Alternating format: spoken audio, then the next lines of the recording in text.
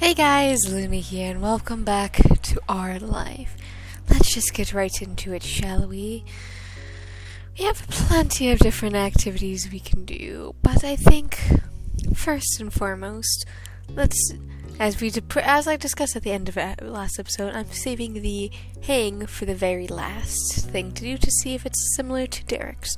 So let's start with errands. From the moment you woke up, you knew today was going to be busier than usual. There was a list of errands that needed to be finished before the day was done. First up was visiting one of the biggest farmers markets in the area. It was only open 2 weekends a month during certain parts of the year. It was rare that you and your family were able to attend, so your moms liked to make the most out of every minute of it. And you realized it was not just them feeling that way when you heard a whistle from your left side. Wow, this is a swanky show. Vegetables have never seemed so highbrow. Seriously, they don't mess around with their products. Isn't that great? Isn't that exciting? Liz crossed her arms. You could tell she was amused. We couldn't have picked a more perfect trip. It's been too long since we had a true family outing. Her teasing tone said more than she actually did. Your next-door neighbor had joined you this day, and that's what made it a true family outing. The three parents laughed approvingly. Out of the corner of your eye, you caught Cove looking at you sympathetically. Some things never change, and some jokes never died. You long accepted that. You thought that trip might be fun. You smiled, trying to imagine how many stalls were set up. You were curious on what hidden gems were waiting for you to discover among them. Well, I'm ready to get started. I've got plenty of dishes in mind what I could use ingredients for. Before your moms responded to that, they glanced at each other and smiled. Yes, that's a very good idea, Cliff. This plate is much larger than it seems. It's difficult to reach each part in a single day. I got it. I'm sure we can make a decent dent together at least. Actually, since there's so many of us this time, we could take a different side to the market. Sounds good.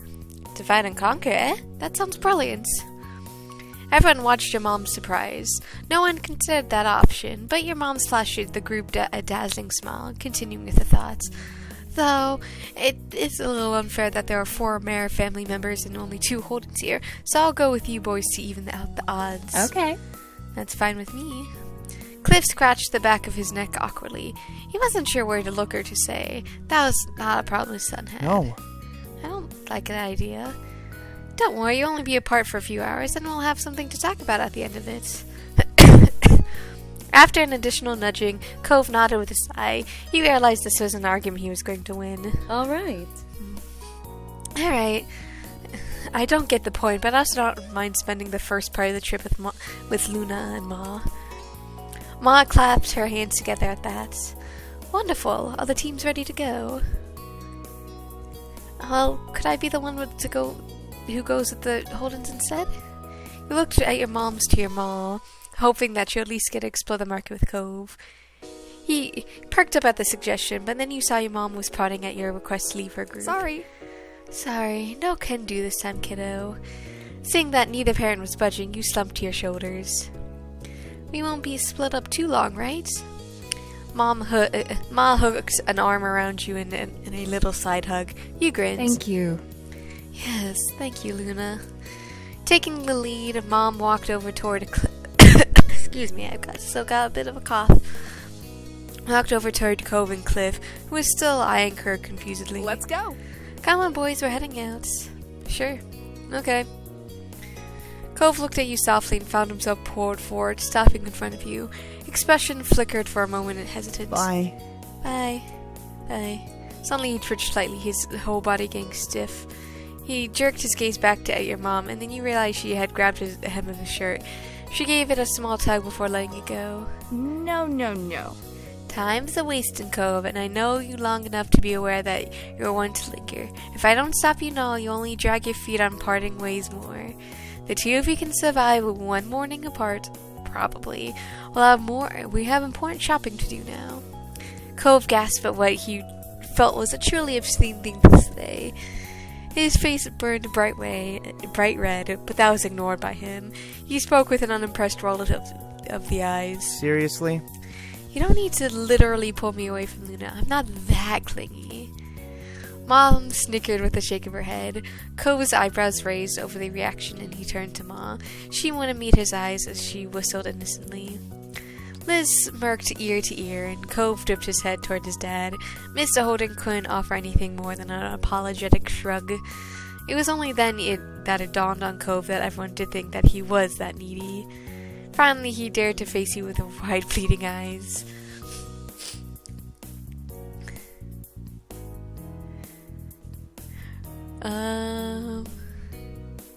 There's nothing wrong with him being attached. It's nice. And you meant it. You very much enjoyed Cove's company and his infectious nature. It wasn't exactly a denial of what he was being accused of. Mom's smile grew. Cove couldn't believe that he was being completely outnumbered. His mouth twisted as he struggled to come up with something to say in his defense. Yeah, well... so what? That mission had Liz, your mom, and his dad bursting into laughter. Cove grimaced and he walked several steps from the group before stopping. He clearly wanted to move on, so much that he was physically moving away. I'll see you soon. For a moment, you weren't sure if Cove heard you over the noise of the market, but then he nodded. You smiled softly, watching him get over his embarrassment and relax a bit. See you later. See you in a few hours. Take care of yourselves.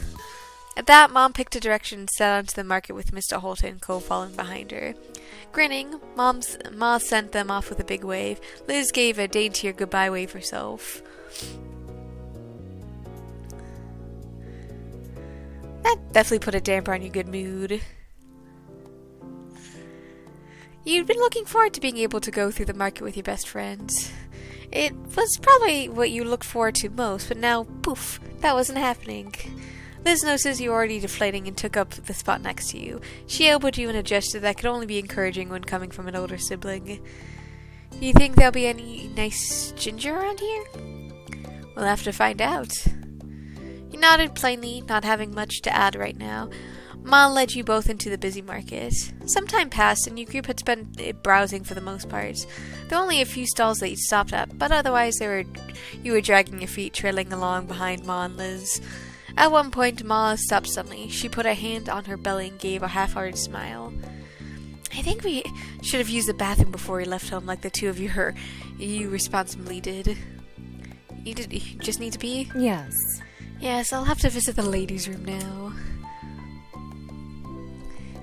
Should you wait here? Ma craned forward as she struggled to pinpoint the direction she needed to go, and gently brushed your comment away. There's no need to worry about me for this, or waste time standing around. Keep on shopping. Though, actually, I might need help finding my way. Could you please come, Lizzie? You and your sister had to share a look over there. Why do that of all things? Hey! Ma, if anyone should go anywhere on your own, shouldn't it be you? You're the one needing a detour, and you're the parent here. Ma giggled, unfazed by resistance. Liz, meanwhile, tipped the brow of her hat up, watching Ma skeptically. Soon enough, Luna will have to handle doing these kind of errands on their own. This makes good practice. What? Ma hooked an arm around Liz and pulled her along. Have fun. Have fun. We'll find each other again later. Excuse me. You stood there stunned. You watched dumbfounded as they waded into the ground. They were out of sight within moments, and what started as a group outing rapidly became you entirely on your own.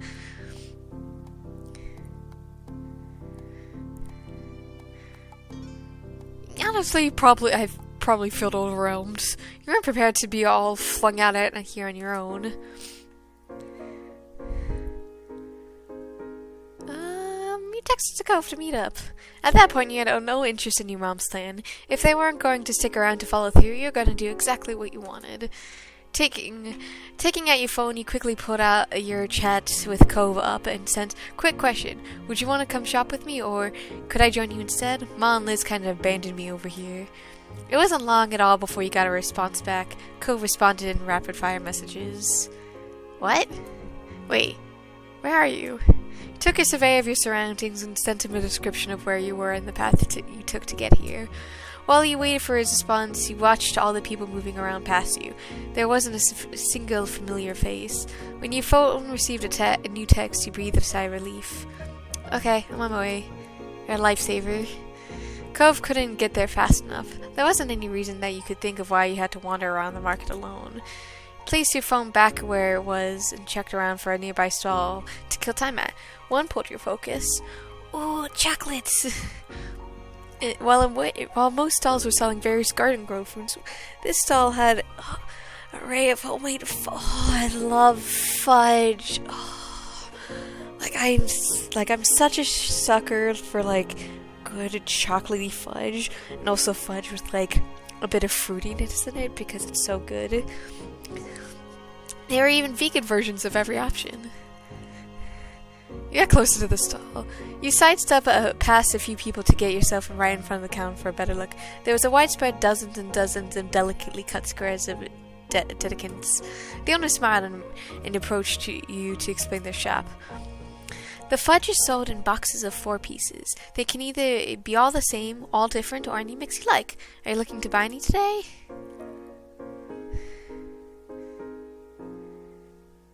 I wanted to get yourself a box, to be honest. Your mind was already filling with thoughts of sinking your teeth into the delicious fudge. There was no walking away with an empty-handed now. And wanted to get a box just for Cove. And just looking at the treats made you think of Cove. You grinned, hoping he would like what you picked out, and you wanted to get a box to share with everyone. The whole selection was too good not to share, and that was all. Yeah, I could use some fudge. I'm glad you came to the right place then. For yourself, you picked... dark chocolate mints, and chocolate peanut butter, and cookies and cream, and dark chocolate. For the group, you picked milk chocolate, white chocolate, caramel swirl, and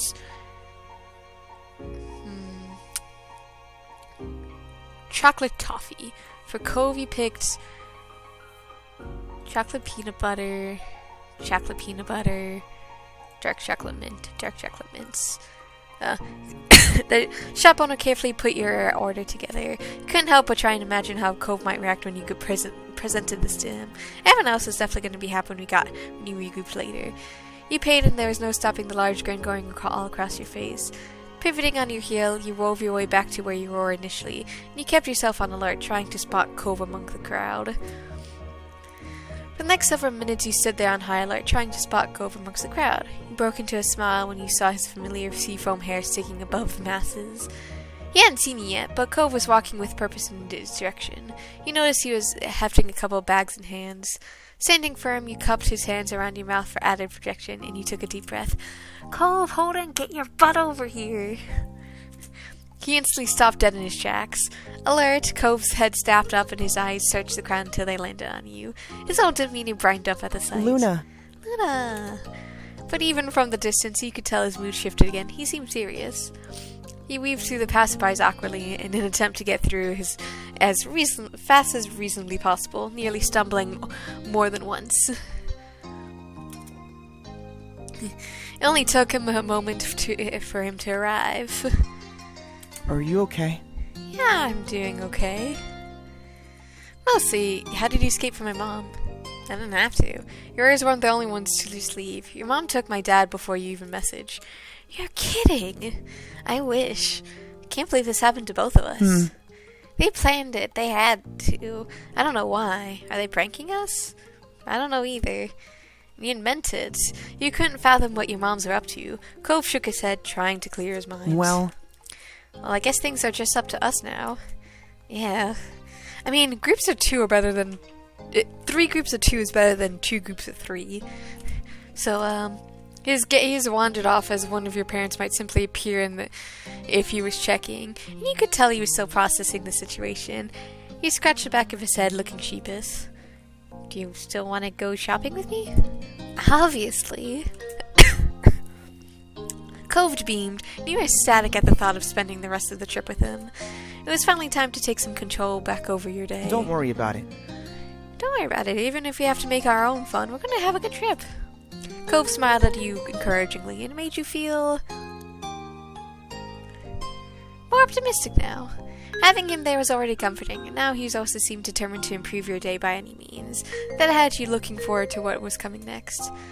So, where to first? I don't mind going back the way I came if it's new to you. It's not hard to miss stuff even if I had gone past it.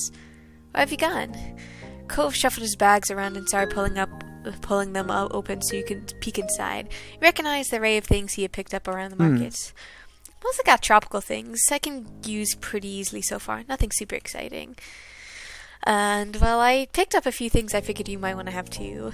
A few onions, some bananas, and potatoes, and among other things that were wrapped up so you can discern what they were. Chose perfectly, thank you. What Cove brought made sense, but it was far from a complete selection. You glanced around at the nearby stalls. Want to start over there? Cove followed your eyes as he pointed to one of the larger stalls. It was filled with several kind of staple fruits and veggies. Come on. Yeah, let's go. Once a few people finished paying and moved, you and Cove got yourself directly in front of the shop. There are so many things to pick up from. Oh, yes. Definitely peaches. Definitely strawberries. Potatoes. Probably some apples and oranges for the family. Probably some onions and peppers and lettuce and tomatoes. Don't really use cucumbers for anything. Carrots, lemons. Yeah, the rest of these aren't really used for cookings. Well, what I cook with at least, so that was everything. Bag owner put your selection together and handed you a few bags. Happily you paid and waited for Cove to make its purchase. Ready to go? Cove grinned and satisfied with his new choices. He added another bag to his small but growing collection. You nodded. Alright. Okay, let's go. Together, you and Cove wandered the market on the lookout for any stalls that caught your attention. Cove was walking around with a spring in his step, talking about the various meals he had in mind. After a while, you had to go great distances to find something of interest. Several of the stalls were selling the same goods, and it was only a matter now of which you wanted to buy from. You continued ambling down the path until Cove disappeared suddenly from your peripheral vision, pulling you away from your thoughts. Cove? Spun around, spotting him at some steps back. He was standing still. You followed his eye line past the crowds. Immediately, you knew what grabbed him. Homemade jams and local honey. The stalls was glistening with quaint glass jars stacked high, each encasing gels of various colors. Cove's eyes were practically sparkling at the sights. His feet automatically began to take him there, like without being fully aware that he had made an unexplained detour. When you got close, you were surprised that there was even more varieties than you thought. There are even different honeys based on what type of pollen the bees use. Cove's focus seemed to be torn between a bottle of blackberry jam and one of clover honey.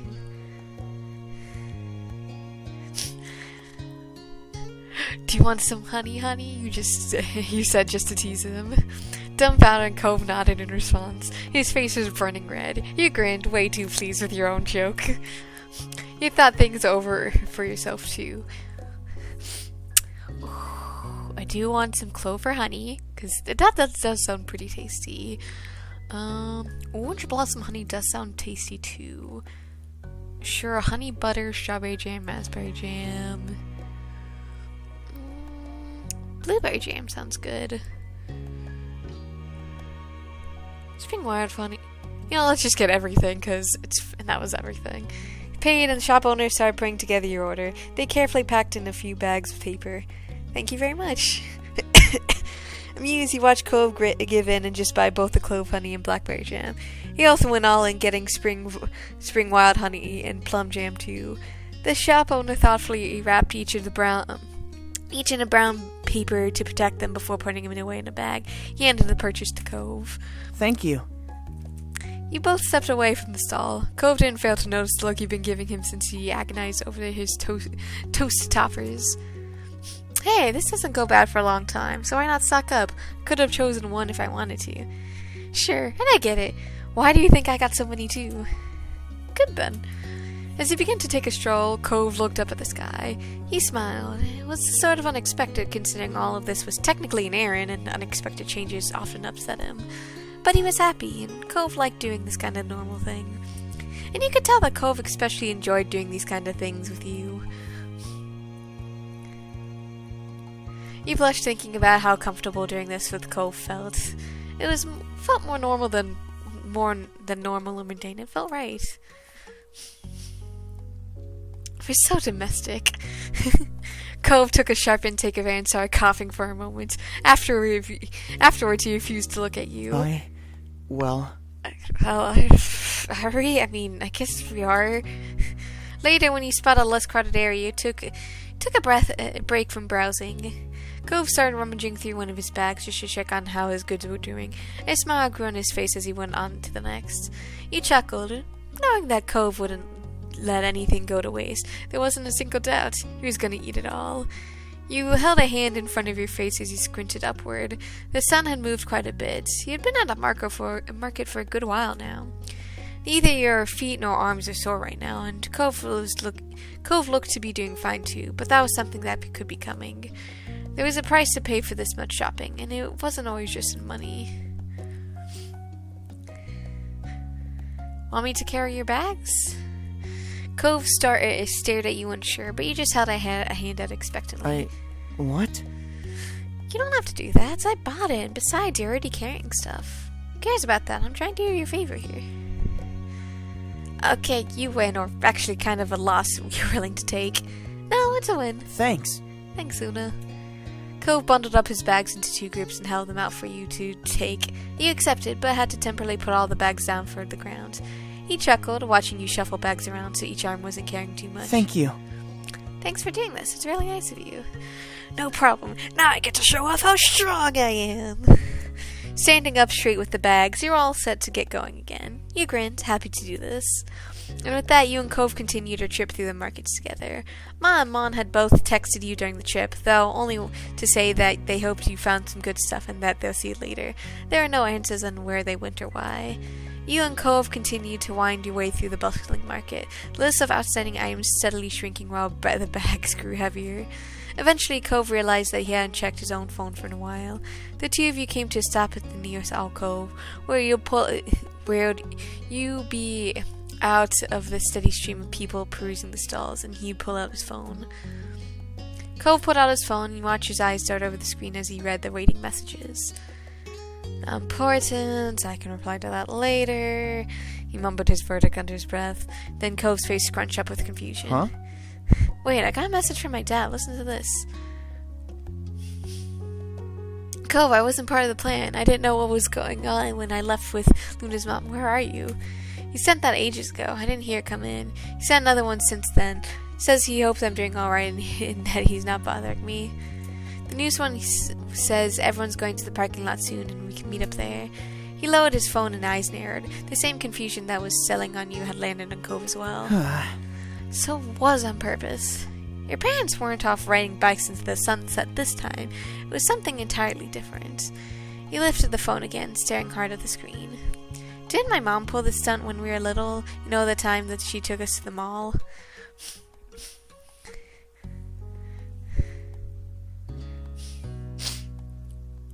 At least your mom said that she was leaving. Yeah, true. The crowd of people passing by stayed as noisy as ever, a sharp contrast to the silence that had fallen over you and Cove, and he was rubbing the screen of his phone against his shirt, wiping away dust and debris. He continued scrubbing the screen long after anything could have been remained, the action of a pro or substitute for pushing away the awkwardness of the moment. You felt alright about it. There's no malice behind the plot. You're quite sure of that. Your moms must have had their reasons for doing this, and it hadn't harmed you anyway. They can be really weird, huh? Are you okay? His voice was gentle. I'm peachy. I mean it. That's good. Abandoning us without any warning wasn't really a cool idea, even if they meant well, which they probably did. He looked at you straight in the eyes. Not making a big deal out of this is nice. I'm not exactly thrilled personally, so if you do want to complain to me, you can. Okay, I'm disappointed. Cove nodded as if you'd been expecting it all along. I didn't want things to be like this, but they didn't even try and talk about it. I didn't even get a chance to say anything.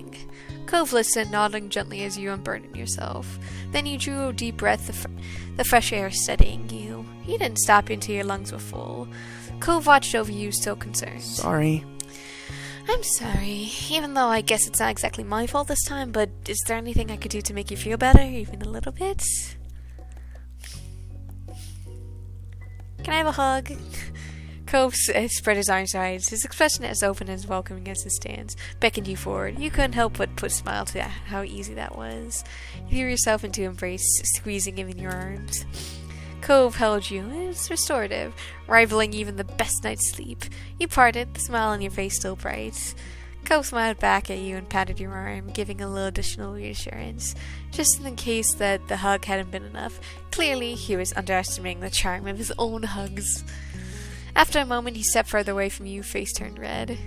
Cove closed his eyes and took a deep breath. His brows creased and then furrowed deeper into a scowl, his arms tightly coiling together.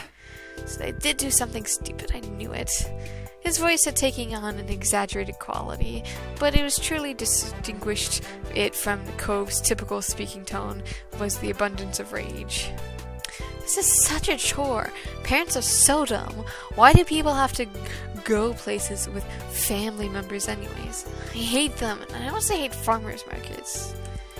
You got it instantly. It's been years since the boy with the bowl cut had been in town for that summer, but Cove had never forgotten. To this day, he continued to unleash his impersonation whenever he felt the moment was right. Sometimes he wondered if he had acted more exaggerated over the years, or if the kid really was always that ridiculous.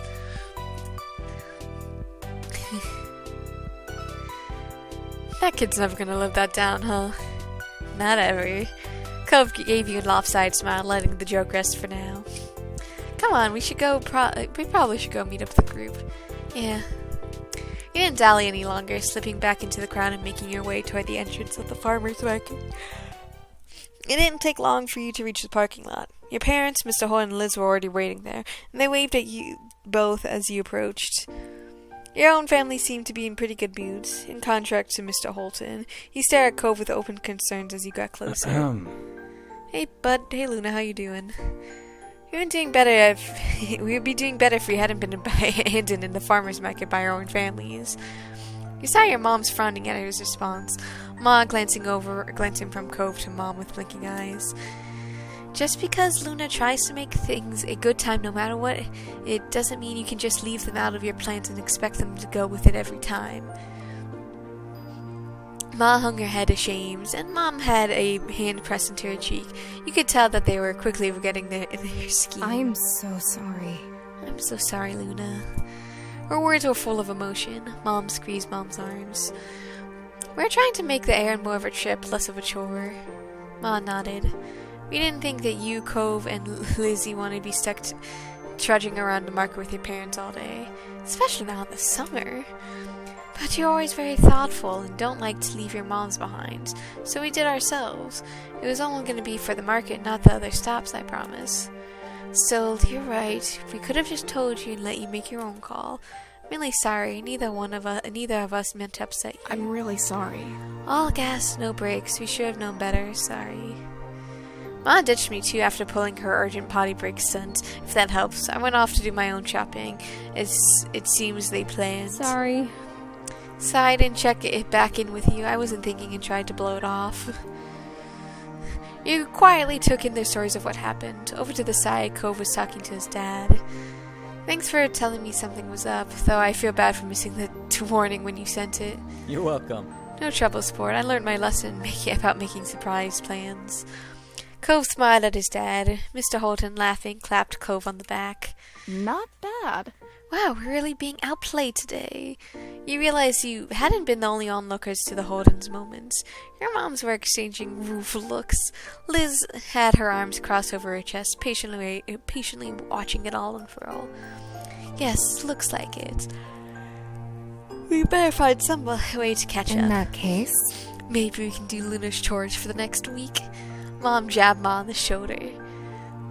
You might be onto something, Luna. How do you like the sound of that? They looked at you hopefully. Make it 2 weeks. Mom laughed despite your totally serious words. I hear you. And at the very least, we can make sure everyone stays together for the rest of the stops we're making today. You all nodded at the suggestion. yes. Yes, we won't let you down. We'll be the best sheepdogs ever, guarding the flock and catching any strays. Funny. At least you could be shepherds. You chuckled, your mood lifting in spite of the bumpy morning. It was going to be alright. You turned to the entrance of the farmer's market for one final glance, pressing it into your memory under this new light. You thought on what you were going to pick up from the market and how you were going to enjoy it later. Some things you could only get from the local suppliers like this. This was another perk about coming along to the market today. Actually, you realized this would be a good time to bring out the fudge you got to share while everyone was clustered together. Your attention, please. May I have your attention, please? I have something for you all. The announcement grabbed everyone's interest and they looked over at you, each curious about what you had in store. You dug your hand into the bag and pulled out the specially selected treat. There's this great fudge stall, and being so kind and generous, I got a box for us to try together. Ooh. Aww. Oh, that's so sweet of you. The Holtons were wearing matching grins at the prospect of free desserts, their family resemblance more notable as they mirrored each other's expressions. Sweet is the right word for this. Thank you very much, Luna. Yeah. Yeah, thank you. You're fantastic. Great, I can't wait to bust it open. We should save it for tonight. We can't properly enjoy a treat when there's still chores to be done. Besides, we don't want to make a mess with it while melting in this heat. The others murmured their agreements and nodded, reaching a consensus. You stored the box away safely for now. Cove then saddled up next to you, an eager smile on his face. You could tell from his expression that he was up to something. Thanks again for getting fudge. That was really cool of you. You knew he hadn't come over just to thank you individually, not with that huge smirk. I got something to share too, but I'll only really with you. Guess that not as nice. Oh well. You've been plotting your own scheme. He laughed. Well, anyway, I sort of picked something out with you in mind. He held a hand to your chest, staring at Cove as he explained further. I mean... Since your mom said we should go shop separately, I figured I could use the time to get you something, just as a little surprise. You reached out into one of the bags and retrieved one of the wrapped-up objects. You accepted the unexpected present and looked on excitedly as you tore off the paper. It was a glass bottle of a small batch of lemonade. You didn't need to taste it to know that it would be nice. It was a boutique product. It was heavy in your hands. The container was a smart metal cap reaffirming quality. Even the label, constructed from coarse paper rather than a filmy plastic sheet, was distinctive. You were practically bouncing in anticipation as he smiled sweetly at your reaction. It's not a big deal, but I thought you might like it.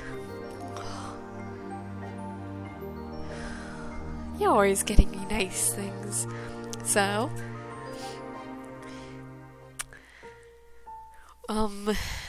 actually, his eyes begin to widen.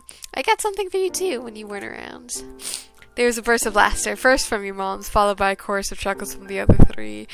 You forgot that they were still hanging around.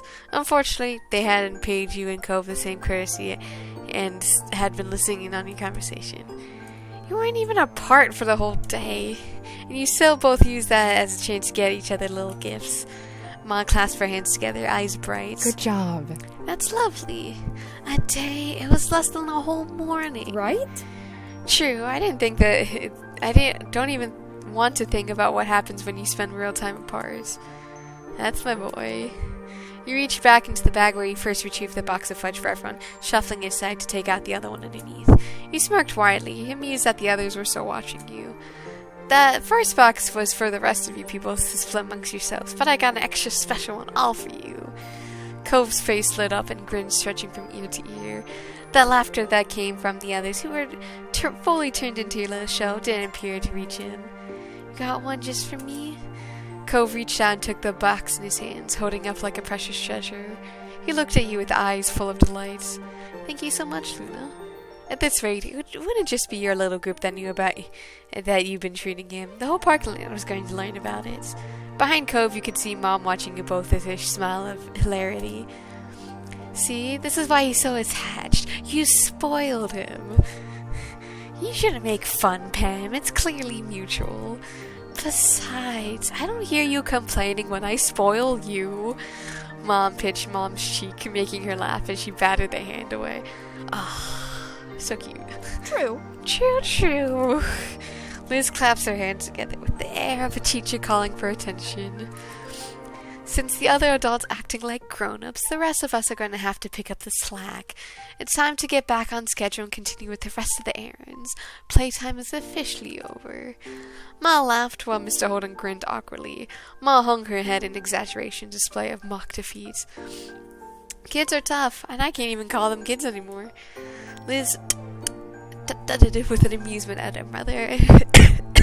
Cove shrugged, staying a neutral observer, but the small smile on his face revealed he was enjoying the conclusion. Sorry, that term has expired. You grinned, letting them know that you were at least partly joking, though really you and Cove and Liz could hardly be called kids these days. You are glad that everyone was getting along. With that, your trip to the farmer's market was closed. It was time for you to move on. There were too many of you for one car, so you and Cove round up in Mr. Holden's car on the way over.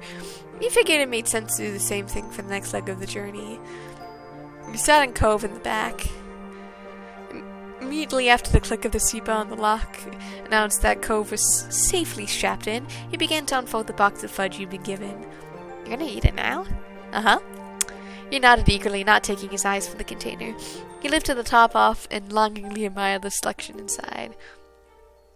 Minty fudge is the perfect for the end of snacking. It's so refreshing. And that's peanut butter in there, right? Mm-hmm. Chocolate with a peanut butter mix. Oh, it's so good. Once Cove had finished bestowing the praise on what you had picked for, he promptly started sampling the selection. He was smiling, licking his lips, and having a grand old time. You could also tell from the way he was nibbling, was turning to munching, that the box wasn't going to survive the next trip to the next stop. You're right. Cove had tried to save the treats, claiming just one more, until there was only one left, and the statement was finally forced to be true, and he finished the last one too. He sighed contentedly. Thank you. Thank you again, Luna. Those were really great. You're welcome. He set the clean box to the side, then rested his hands on his spoiled tummy. Cove wasn't going to be hungry for a while after that. He sat wordlessly, drifting to the window. You knew Cove well enough to spot the signs when he was physically present, but mentally elsewhere. The way he would fall quiet, staring without seeing, the long blinks, all of which he was doing right now, as he looked at nothing in particular. He licked his fingers absent-mindedly, getting less of the melted fudge off of his hands.